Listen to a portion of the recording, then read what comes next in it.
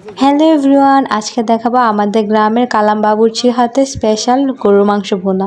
তো এখানে গরম মশলাগুলো বেটে রেখে দিয়েছিল এক পাশে, আমি সেগুলো একটু শর্ট নিচ্ছিলাম। তো এখানে প্রথমে রসুন বাটা, আদা বাটা, গরম মশলা বাটা আর পোস্তদানা বাটা, আর দিয়ে দিবে পেঁয়াজ কুচি। তারপর দিয়ে দিবে গরম মশলাগুলো, এখানে তেজপাতা, এলাচ, দারুচিনি আস্ত দিয়ে দিচ্ছে। এখন পরিমাণ মতো দিয়ে দিবে সয়াবিন তেল দিয়ে এখানে ঝালের জন্য দিয়ে দিবে আস্ত আস্ত গোটা কাঁচামরিচগুলো দেওয়ার পর এখানে হলুদ গুঁড়ো, মরিচ গুঁড়ো, লবণ আর ওই যে গরু মাংসের মশলাটা ছিল ওইটা দিয়ে দিবে। আমাদের গ্রামে আমরা ছোটবেলা থেকে দেখে আসতেছি এই কালাম বাবুর্চি রান্না। আমাদের যে কোনো অনুষ্ঠানে, যে কোনো ওকেশনে ওনাকে দিয়ে রান্না করানো হয়। ওনার রান্না খুবই সুখ্যাতি আছে আমাদের গ্রামে, তাই সবাই ওনাকে দিয়ে রান্না করে বাবুর্চি হিসেবে।